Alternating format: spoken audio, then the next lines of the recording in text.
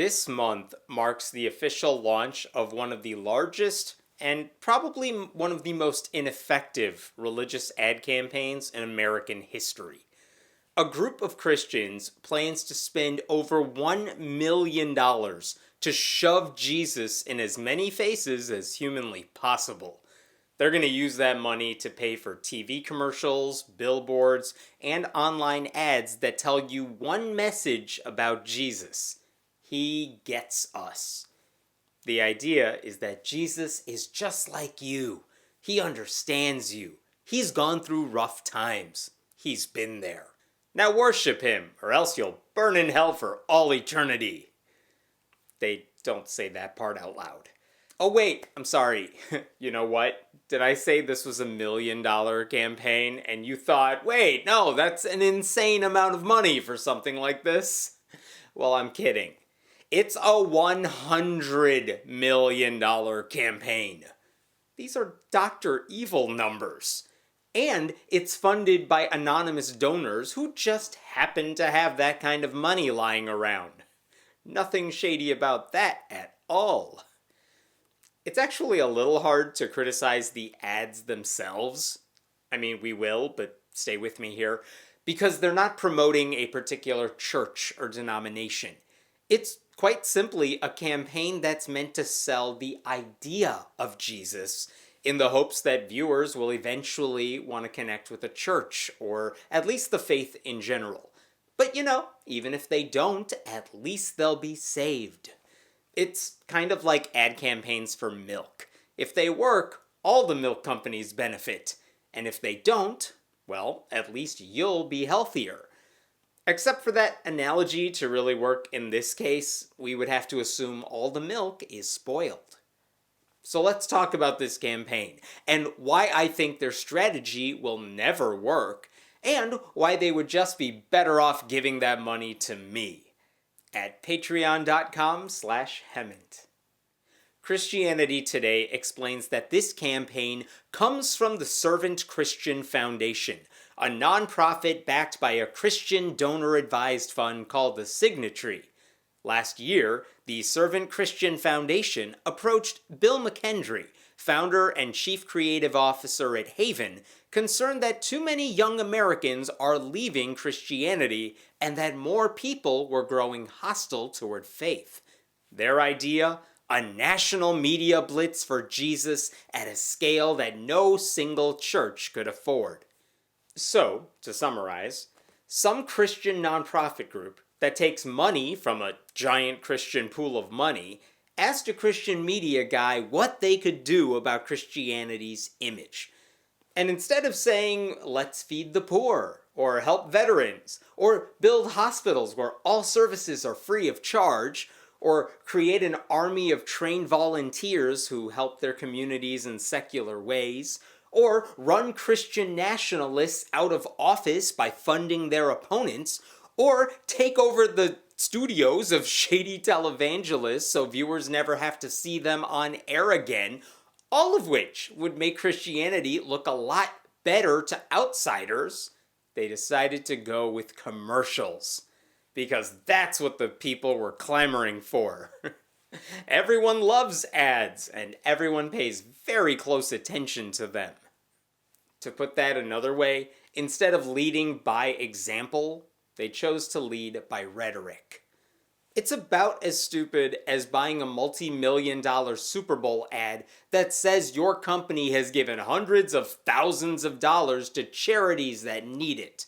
Like, that's nice, but why not just give away more money and send out a press release for free? If you're smart, you can find a way to make sure that gets attention. Mackenzie Scott, the ex-wife of the founder of Amazon, has given away billions of dollars so far to well-deserving schools and nonprofit groups without asking for anything in return. But these Christians can't even buy a freaking clue. At least that was my first reaction, without really knowing what all the ads looked like. They're spending all this money, and I don't believe for a second that there's a chance in hell they will ever convince me to believe in Jesus. Or you either. But they've made it very clear that people like me and you are not their target audience. The campaign organizers are not trying to convert atheists. They're aiming for what they call the movable middle. The people who might be open to Christianity, but who, for whatever reason, are not currently Christian. And that makes some sense. I mean, if you're running a political campaign, for example, you are better off trying to register new voters and getting inactive voters off their butts and to the polls for you, rather than trying to convince people from the other party to vote for your candidate. I understand that strategy. It's a good idea. But nowhere in that Christianity Today article or in any of the group's public statements does anyone talk about the biggest and most obvious flaw with this plan. You shouldn't sell a product without acknowledging the side effects. And Jesus, no matter what Christians might want you to think about him, comes with a lot of baggage. I mentioned the Super Bowl. Do you remember all those Super Bowl ads for cryptocurrency platforms? There was a tweet that went viral after the game that read, "One reason I still have trouble believing cryptocurrency is money is that there aren't commercials for money." I mean, there are commercials that try to get you to invest your money, but the joke, of course, is that a good product that already has widespread usage shouldn't need a marketing campaign at all. If it's that good, it'll sell itself. God may be omnipotent, but apparently he needs help marketing Jesus. And marketing Jesus comes with an inherent problem. Most of the people who believe in him are not people you would ever want to admire. Between televangelists, megachurch leaders, Republican politicians, campus evangelists, hate preachers, lazy apologists, the Duggars, the pro-abstinence girl-defined people, everyone at PureFlix, and Franklin Graham, the amount of harm caused by the most fervent Jesus followers cannot be understated. To paraphrase a famous saying, why would you ever want to join a club that includes those people as members? Why wouldn't you at least acknowledge that the biggest obstacle to selling Jesus are the people who spend their lives trying to sell you Jesus? Go after the dealers. Here's how oblivious these people are. Just consider the He Gets Us Facebook page, which has a few basic rules when it comes to interacting in the comments sections beneath each post. One of them is no hate speech or bullying. It goes on to say that degrading comments about things like race, religion, culture, sexual orientation, gender, or identity will not be tolerated. That's fine. But come on! It's Christian politicians and pundits and preachers who routinely deliver degrading comments about all those categories. It's not okay on Facebook, but I guess it's okay from the pulpit? The same pattern emerges when you see the kinds of things they plan to use in the ads. Consider one of the videos that's gotten the most attention, called Jesus Was Born to a Teen Mom.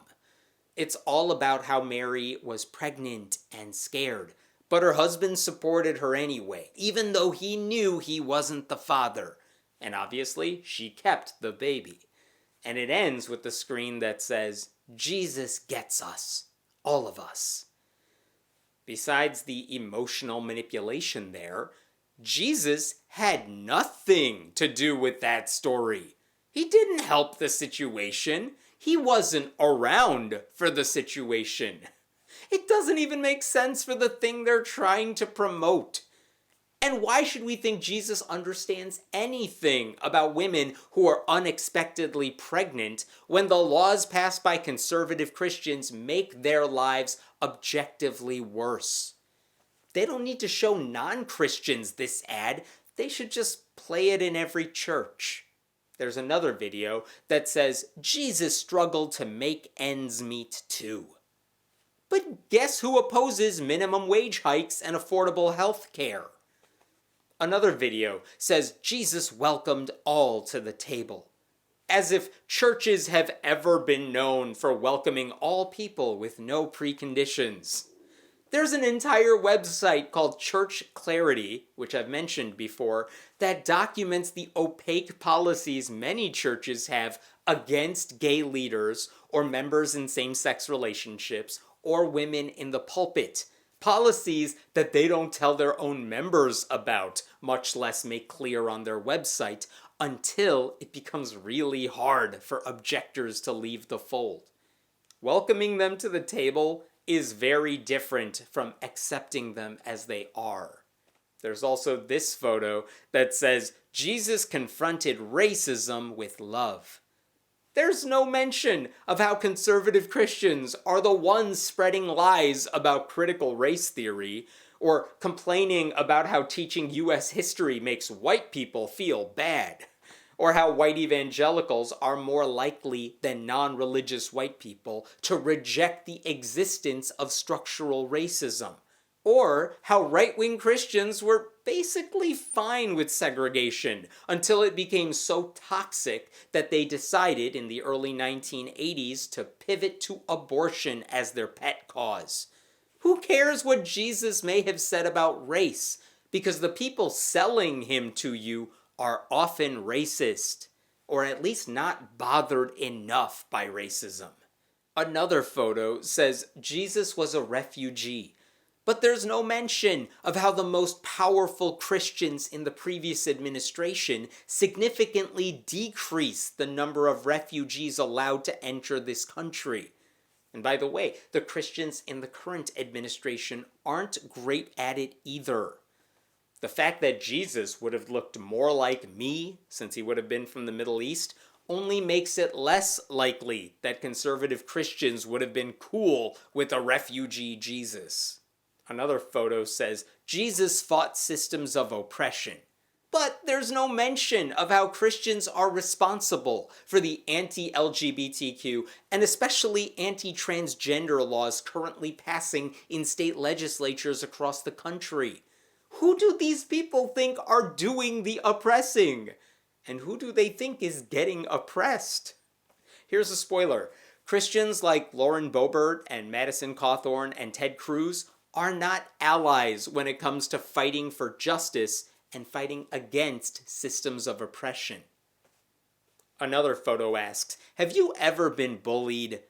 The implication is that Jesus was bullied too. Remember the crucifixion? But there's no mention of how Christians are routinely the ones causing harm to others, no matter how often they claim to be persecuted. And another photo says Jesus was fed up with politics too. You've gotta be effing kidding me. This happens over and over and over. And look, obviously, conservative Christians and white evangelicals and Southern Baptists do not represent the full breadth of Christian thinking. I know that. Hashtag not all Christians. I know. It would be unfair of me to pretend otherwise. Of course they're not a monolith. I have a ton of respect for progressive Christians fighting the good fight, even if I disagree with their religious beliefs. But the United States, right now, is not in a better place because of Jesus followers. We have too much Jesus right now. And we have too much Jesus in all the wrong places. We don't need more. Many Americans are struggling as a direct result of faith-based cruelty. So much of our politics right now, at least for liberals, involves fighting against Christian nationalism and Jesus-fueled bigotry. These He Gets Us campaign organizers want to market Jesus, but they don't give a damn about the consequences. In that sense, they actually resemble the Sackler family, eager to sell opioids to the masses while trying to distance themselves from all the damage caused by their products, as if the two things can really ever be separated. And if you need more proof of this, the people behind the He Gets Us campaign have worked with right-wing religious groups that have historically been known for hurting people. Haven, the Michigan-based marketing agency that created the ads for this campaign, is run by a guy who previously worked for Focus on the Family and Alliance Defending Freedom, two conservative groups that have actively fought against civil rights and marriage equality and even pandemic safety. Haven was hired to promote those groups and change the image of those groups in a positive way. They clearly are not bothered by the fact that their work was used to spread more hate in the name of Jesus. They aligned with the missions of those groups. No wonder they're ignoring the worst aspects of their product in this marketing campaign. They know their product comes with problems, but at least ads for alcohol include fine print. They cannot separate Jesus from Jesus' followers, no matter how hard they try. The reason so many people want nothing to do with Christianity right now is largely because the kind of people willing to blow $100 million on a marketing campaign for Jesus either don't care about or actively support the worst Christians in the country. Even if this campaign succeeds, by whatever metrics they want to use, who really wins? Learning about Jesus is useless without considering the applications of those teachings. And when the people behind the campaign refuse to take a clear stand against the bigots, I think it's fair to fill in the blanks about where their loyalties lie. It doesn't help that they've already announced they're partnering with evangelical ministries known for promoting all the awful things I've been talking about. Even Christianity Today, which has excellent journalists, is a publication that believes committed gay and lesbian couples are destructive to society. As much as He Gets Us might want to avoid taking a position on anything, they don't get that option, especially when Jesus is at the center of so many of them. Not taking a political position is a political position. Just look at what happened to Disney when its CEO tried to avoid getting involved in Florida's Don't Say Gay bill. Silence is a position, and it's usually the wrong one. A quick story about that. There was a Christian preacher years ago who formed a ministry dedicated to helping Christians build bridges with LGBTQ people. He even showed up at pride parades with signs apologizing for the harm caused by Christians and offering hugs to anyone who wanted them. Nice idea, right? I mean, you'll see pictures of those hugs all the time on places like Reddit. They go viral for obvious reasons. They're beautiful, honestly. But here's the thing. That preacher always refused to answer questions about whether he thought homosexuality was immoral or whether same-sex marriage was okay. Whatever he may have thought personally, he felt any formal response from his ministry would alienate one side or the other, and that would have gotten in the way of building bridges. That cowardly stance has not aged well, and neither has his ministry. Because you are not an ally of LGBTQ people if you offer hugs in public and then believe gay people in same-sex relationships are going to hell in private. And if you don't hold that view when you're a Christian, you have an obligation to say so out loud. Because I promise you, your religious colleagues are not keeping their mouths shut. This marketing campaign will inevitably end up in that same grave. If Christians aren't willing to denounce fellow believers in positions of power because of what they're doing in the name of Jesus, their religion is not worth adopting. And when Christians with hundreds of millions of dollars in pocket change want to pretend that Jesus as a concept rises above the worst Christians' interpretations of biblical teachings, you're better off avoiding anything they put in front of your face. Of all the ways that money could have been used to show the world why Christianity is worth following, this may be the biggest waste imaginable. Had they just consulted with me beforehand, I could have told them all of this, and I would have only charged them like $3 million. I mean, you know they have it. But the thing is, I'm sure a lot of progressive Christians could have said all this too. And I haven't even gotten into the whole issue of how believing in Jesus requires you to believe in the supernatural and a guy coming back from the dead, and how a dude in his 30s had a dozen friends. Like, none of that is real. Trust me.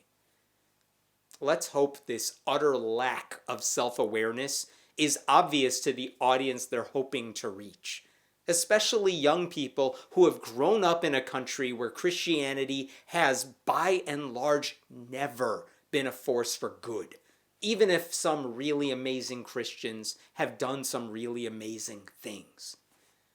In the world we live in, Jesus is not the solution. Jesus is the problem. Name recognition is not the issue, okay? We've all heard of him. Many of us are not fans. The problem is that so many people in so many states are suffering because people acting in the name of Jesus are anti-intellectual, anti-choice, anti-inclusivity, anti-woman, anti-sex, anti-science, anti-immigrant, anti-doubt, anti-gay, anti-trans, anti-racism, and anti-decency. And refusing to acknowledge that, or at least refusing to acknowledge why so many people think that way about Christians, only makes this whole charade meaningless.